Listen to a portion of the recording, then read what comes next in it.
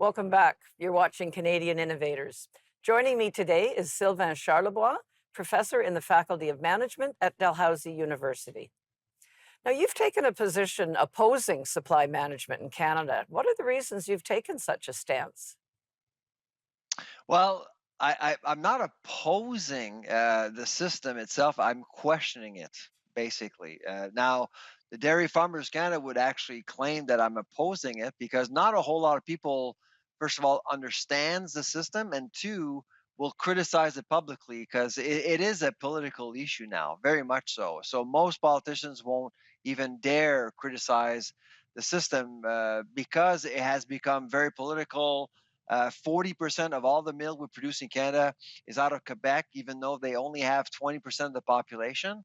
And in order to win elections federally, well, you need Quebec. And that's why a lot of people don't really talk about it.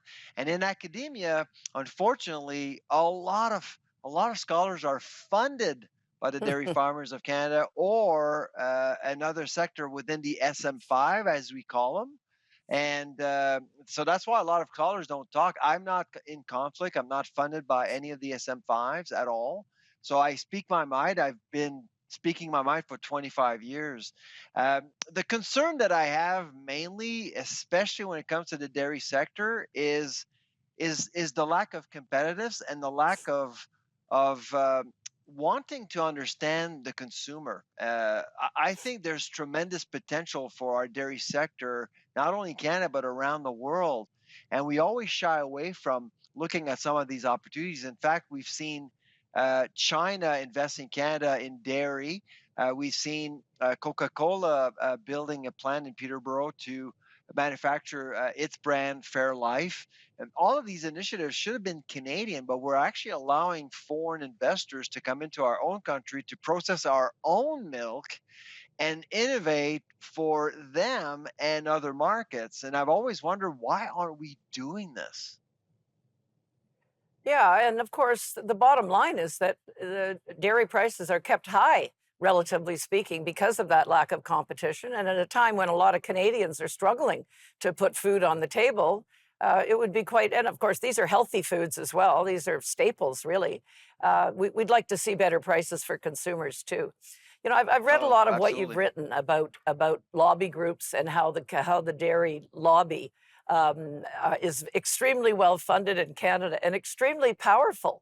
There's a lot of lobby groups in Canada that are well funded, but the dairy lobby has been especially successful.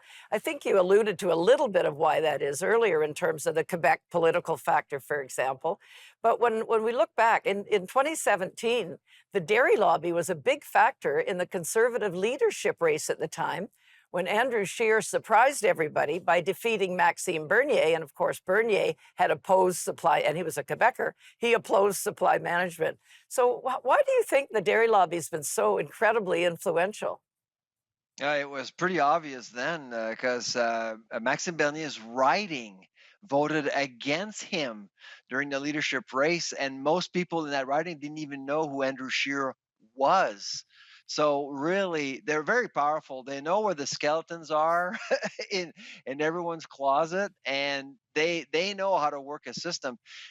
The Dairy Farmers of Canada have hundreds of people on payroll. 72 of them, their job is just to work on their reputation. That's all they do. That's all they do. They spend about $150 million in marketing every year.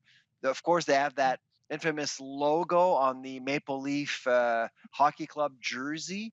So not many lobby groups can afford to do that. They have tremendous resources, and that influence has been pretty clear to me in academia, in politics as well. And the whole focus is not to give too much information. The lack of transparency has allowed them to tell Canadians basically anything they want.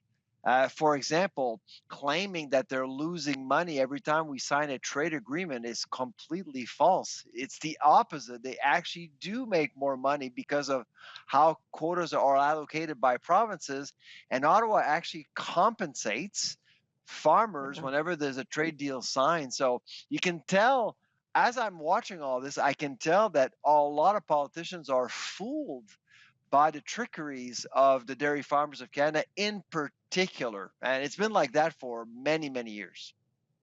Well, that's very interesting. I wasn't aware of that. I knew they were a powerful lobby Yep, group, but I wasn't aware that they kind of mislead people at times. Well, a we have to little. take another quick break, unfortunately. Don't go away. You're watching Canadian Innovators.